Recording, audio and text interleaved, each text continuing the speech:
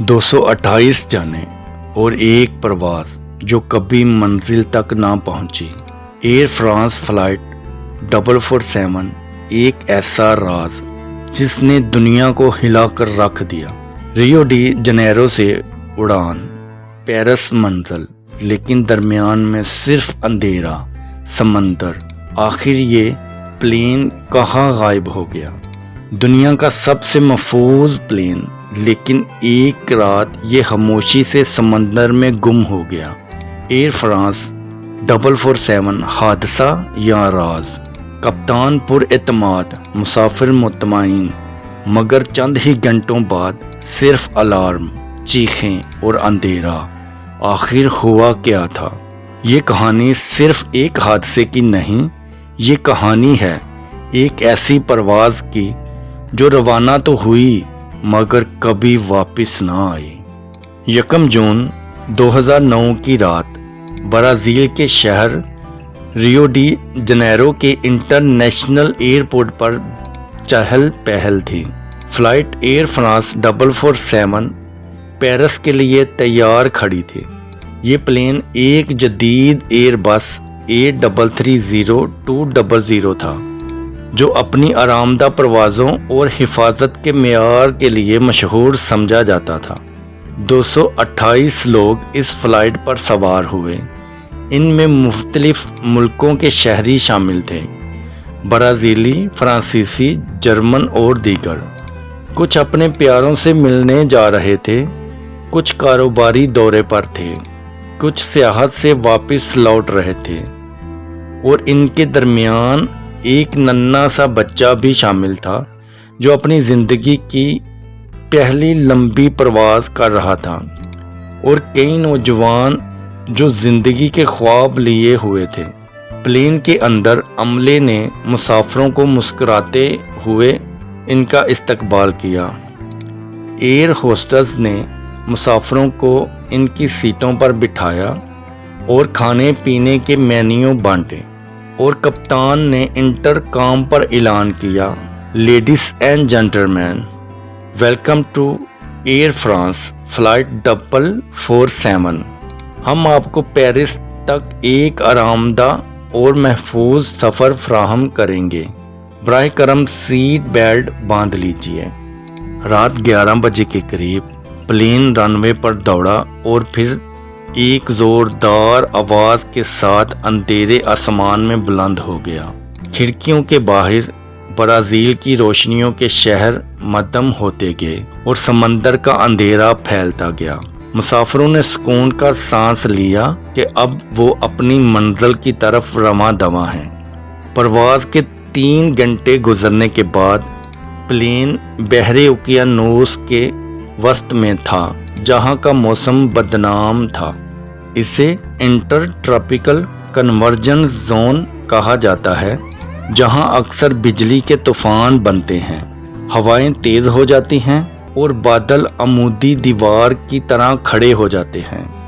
Radar पर तूफानी बादल नज़र आए तो पायलट्स ने थोड़ा सा रुख बदला ताकि सीधा बादलों में ना जाएं, लेकिन वो जानते थे कि इस इलाके को मुकम्मल तौर पर टाला नहीं जा सकता। अंदर मुसाफिर या तो नींद में थे या फिल्म देख रहे थे, लेकिन बाहर आसमान में बिजली कड़क रही थी, बादल हलचल मचा रहे थे और प्लेन झटके खा रहा था। यही वो पल था जब सब कुछ अचानक बिगड़ने लगा। प्लेन के पायलट ट्यूब्स, वो छोटे से आलात जो हवा के बहाव से प्लेन की रफ्तार नापते हैं, बर्फ़ से जम गए। नतीजा ये हुआ कि कॉकपिट में प्लेन की सही रफ्तार दिखना बंद हो गई, जिसकी वजह से ऑटो पायलट ने फ़ौरन खुद को बंद कर दिया और पायलट्स को कंट्रोल संभालने पर मजबूर कर दिया। इस वक्त कप्तान मार्क डवीवा अपनी शेड्यूल्ड आराम पर कॉकपिट से बाहर थे। कंट्रोल पर 2 फर्स्ट ऑफिसर थे। जैसे ही ऑटो पायलट बंद हुआ, अलार्म बजने लगे। स्टॉल स्टॉल की मुसलसल चीख। اونچائی اور رفتار کے متضاد اعداد و شمار، بجلی کی گرج اور پلین کے جھٹکے۔ پائلٹوں کو لگا کہ پلین تیزی سے نیچے جا رہا ہے۔ خوف اور دباؤ میں انہوں نے پلین کی نوز کو اوپر کھینچنا شروع کر دیا، لیکن حقیقت یہ تھی کہ پلین کی نوز اوپر کرنے سے پلین کی لفٹ ختم ہو رہی تھی اور وہ ایروڈائنامک اسٹال میں جا رہا تھا۔ کاکپٹ کی ریکارڈنگ میں پائلٹس کی گھبراہٹ، الجھن اور ایک دوسرے کو سمجھنے میں ناکامی صاف سنائی دیتی ہے۔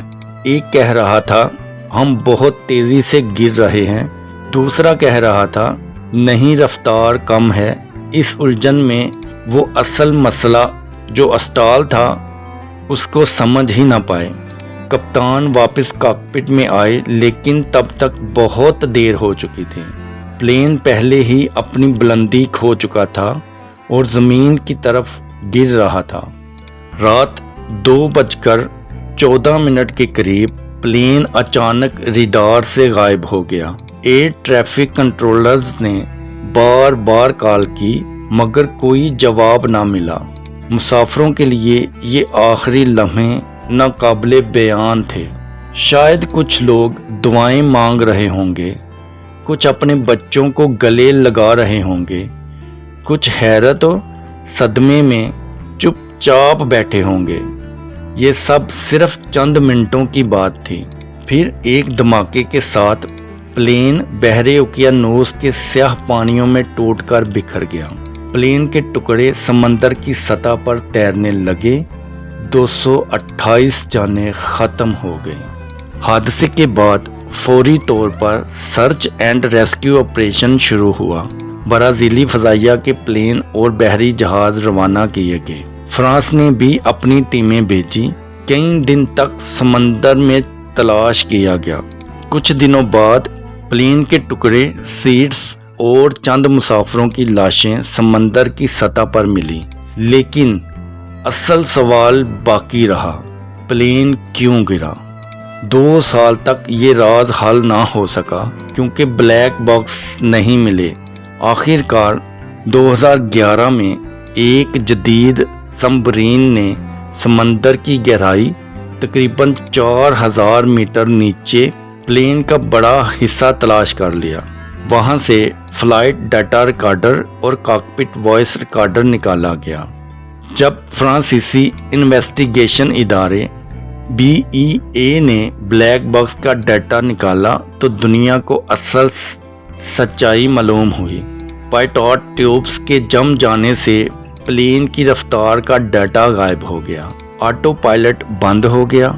پائلٹس نے سمجھا کہ پلین نیچے گر رہا ہے اور انہوں نے پلین کی نوز کو اوپر کھینچی۔ اصل میں پلین اسٹال ہو چکا تھا اور بار بار پلین اوپر کرنے سے وہ مزید گرنے لگا۔ اگر پائلٹس پلین کی نوز نیچے کرتے اور پلین کو سیدھا رکھتے تو شاید حادثہ ٹالا جا سکتا تھا۔ یہ ایک چونکا دینے والا انکشاف تھا۔ ایک جدید پلین بہترین ٹیکنالوجی کے باوجود صرف ایک انسانی غلط فہمی اور ٹریننگ کی کمی سے تباہ ہوا۔ فلائٹ 447 کی تباہی ایئر ایوییشن کے لیے ایک نیا موڑ ثابت ہوئی۔ اس کے بعد پائٹوٹ ٹیوبس کے ڈیزائن بدلے گئے تاکہ وہ برف سے نہ جمیں۔ پائلٹس کی اسٹال ریکوری ٹریننگ کو لازمی کیا گیا۔ کاکپٹ میں ٹیم ورک اور کمیونیکیشن کی ٹریننگ کو زیادہ بہتر بنانے کی کوشش کی گئی، لیکن ان سب اصلاحات کے باوجود 228 افراد واپس نہیں آ سکیں گے۔ ان کے خاندان ہمیشہ یاد کرتے ہیں کہ ایک عام رات کا سفر کیسے ایک المیہ بن گیا۔ یہ حادثہ دنیا کو یہ سبق دیتا ہے کہ آسمان کی حفاظت کے پیچھے صرف مشین نہیں بلکہ انسان کا فہم، سکون اور فیصلہ سازی سب سے اہم ہیں۔ سبسکرائب